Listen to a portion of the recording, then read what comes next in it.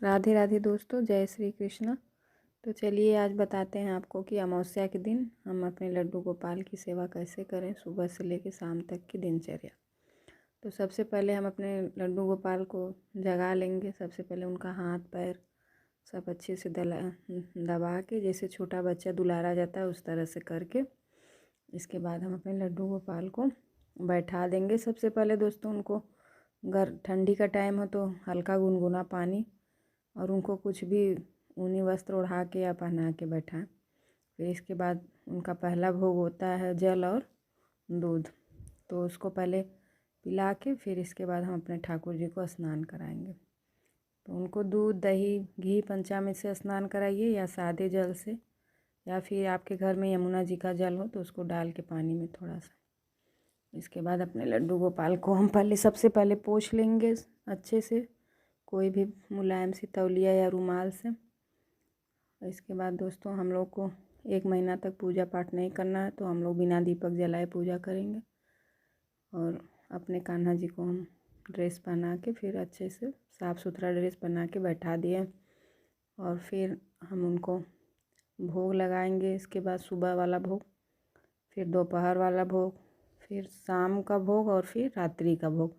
4 या 5 भोग हम लोग अपने गोपाल जी को लगाते हैं। सुबह सो के उठते ही पहले दूध और जल या कुछ भी बादाम काजू जो भी हो, लड्डू है तो सब कुछ आप अपने गोपाल जी को लगा सकते हैं। इसके बाद फिर पूजा करने के बाद जो भी घर में मीठा चीज़ बना हो वो भोग लगाएंगे अपने ठाकुर जी को। तो मैंने उस अंगूर और ये सब का भोग लगाया।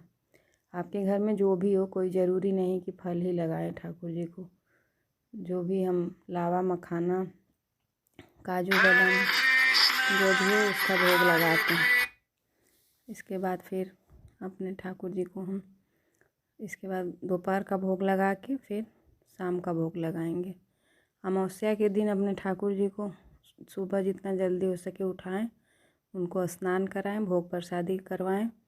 फिर आप मेरे घर में पूजा नहीं करना, आप लोग के घर में पूजा करना है तो पीपल वृक्ष की पूजा ज़रूर करें, केले की पूजा करें, तुलसी मैया की पूजा करें, क्योंकि सब लोग कहता है कि इसमें भगवान विष्णु का वास रहता है। तो दोस्तों इसलिए अमावस्या के दिन पीपल पूजा ज़रूर करिए और सुबह उठ के स्नान करिए, जितना सुबह हो सके गंगा जल डाल के काला तिल डाल के स्नान करिए। यदि किसी नदी सरोवर में जाके स्नान कर रहे हैं तो और भी अच्छा है, यदि नहीं हो तो घर पे ही गंगा जल डाल के स्नान करेंगे। फिर दोपहर के भोग के बाद फिर हम शाम का भोग लगाते हैं अपने ठाकुर जी को, फिर रात्रि का भोग लगाते हैं। अमावस्या के दिन दोस्तों अपने गोपाल जी को हम जितना अच्छे से आरती पूजा कर सके करिए, हम लोग को तो नहीं करना है। और फिर इसके बाद एकादशी के दिन अपने ठाकुर जी को क्या भोग लगाएं, एकादशी के बाद द्वादशी को क्या भोग लगाएं। तो सबसे पहले द्वादशी के दिन हम जो भी साफ़ सुथरा सात्विक भोजन बनाएं वो अपने ठाकुर जी को ज़रूर लगाएं। दाल चावल सब्जी हमने बनाया, तो चावल का भोग ज़रूरी होता है द्वादशी के दिन। एकादशी का पारण के बाद द्वादशी के दिन हम अपने ठाकुर जी को सादा भोजन दाल चावल सब्जी बिना लहसुन प्याज का लगाए हैं। और दोस्तों अमावस्या के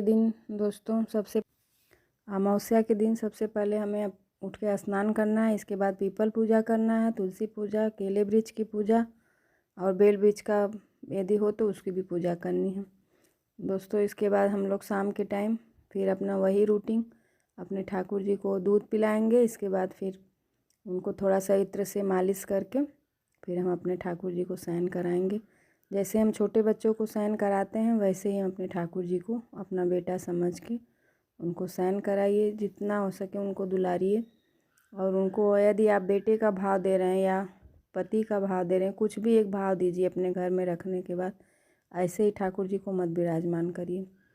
मेरे ठाकुर जी अब आज मेरे लल्ला अब जा रहे हैं सोने, तो मैं उनको धीरे धीरे सहलाते हुए उनका पैर हाथ सब दबा के इसके बाद मैं अपने ठाकुर जी को शयन कराऊंगी।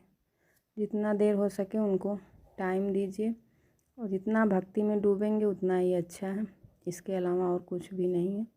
जय श्री राधे, जय श्री कृष्णा, राधे राधे।